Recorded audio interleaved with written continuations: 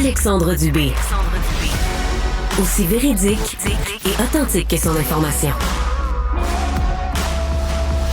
Je fais partie de ceux qui croient que le gouvernement provincial a fait une erreur en réduisant aussitôt les crédits pour l'achat de véhicules électriques. Je ne vois pas comment, dans le contexte, on va atteindre le 2 millions de véhicules électriques sur les routes du Québec en 2030. Alors là, on surveillait du coin de l'œil ce que le fédéral allait faire. Je vous rappelle que le fédéral offre 5 000 $ à l'achat en crédits gouvernementaux. Antoine Joubert est chroniqueur au Guide de l'auto. Salut Antoine! Salut! Le fédéral le maintient pour l'instant. Pour l'instant.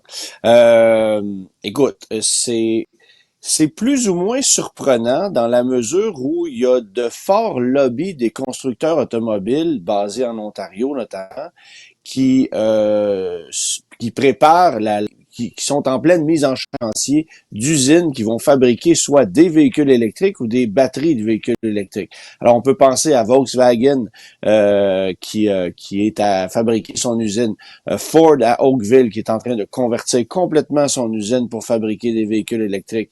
À Windsor, on sait qu'on va fabriquer la Charger électrique notamment. Alors, il y a beaucoup de pression de la part des constructeurs automobiles qui, évidemment, veulent que ces crédits-là soient maintenus parce qu'on s'installe au Canada pour fabriquer des véhicules électriques, pour prendre cette transition-là. Alors, d'ici peu, on aura une majorité de véhicules qui seront fabriqués au Canada qui seront électriques, parce que si on regarde actuellement du côté de chez General Motors, on fabrique des camions pleine grandeur, mais Chrysler va essentiellement fabriquer de petits VUS et des véhicules électriques. Ford, ça sera que de l'électrique, et il y aura ces usines, puis évidemment, je vous parle pas de Nordvolt au Québec, alors il y avait une certaine pression. Ces crédits-là sont effectivement maintenus. Et non seulement ça, on a annoncé qu'on débloquait un budget d'1 milliard de dollars pour instaurer un réseau de bornes de recharge à travers le pays. Parce que si chez nous au Québec, on a un réseau qui est bien implanté, qui continue de s'améliorer et qui est fiable,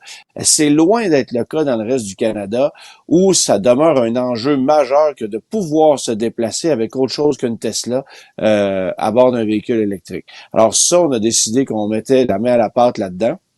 Évidemment, combien de temps encore on va le conserver, le crédit? C'est une excellente question, mais on sait que il y a le Manitoba qui vient d'annoncer qu'on va offrir des crédits aussi, ce qui est l'inverse de la Saskatchewan, de l'Alberta, où là, on taxe les véhicules électriques. Et du côté de la Colombie-Britannique, les crédits sont maintenus aussi, sauf que ils plafonnent à un revenu de 80 000 $. Donc, si tu fais plus de 80 000 $ en Colombie-Britannique, les crédits s'abaissent. Mais Antoine, ça, c'est... Faisons du pouce là-dessus.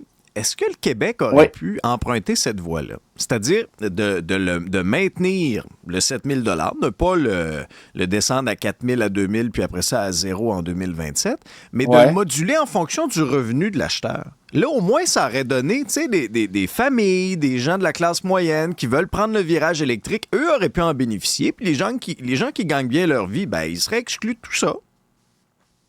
Tu vois, moi, j'ai un avis un peu différent là-dessus. Si tu t'es acheté un premier véhicule électrique et que tu as bénéficié d'un crédit gouvernemental du fédéral comme du provincial, parfait, bravo, tu as fait le virage. À partir du moment où tu rachètes un deuxième électrique, pourquoi je te ferais un deuxième chèque?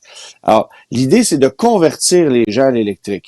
Et c'est prouvé, la très, très grande majorité des gens qui achètent des électriques vont racheter un deuxième et un troisième véhicule électrique. Bon, là, évidemment, est-ce que on le fait justement parce que c'est avantageux sur le plan financier puis qu'il y a des sous à se faire? La réponse est en grande partie oui. Mais ce que ça fait, c'est un marché qui est artificiel.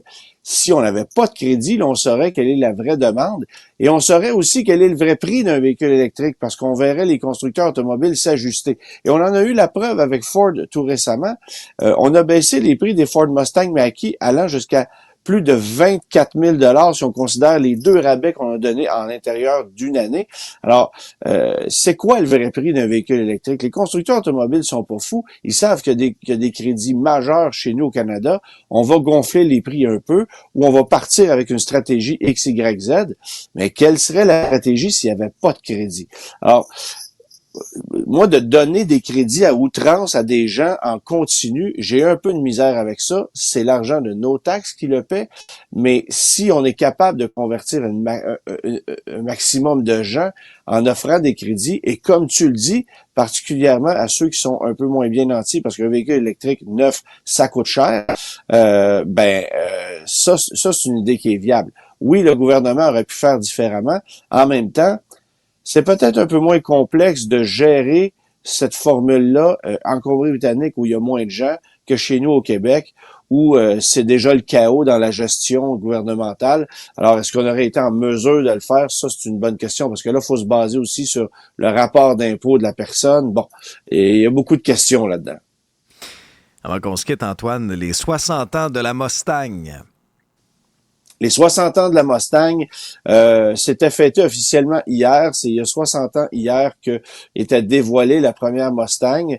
Première Mustang qui a d'ailleurs été vendue à un Canadien, un type de la Nouvelle-Écosse, qui avait acheté une Mustang décapotable blanche intérieur rouge. C'est une voiture qui est passée à l'histoire, qui existe toujours, qui est toujours de ce monde, qui est quelque part dans un musée. Je ne saurais pas te dire où exactement, Okay. mais cette voiture-là existe toujours.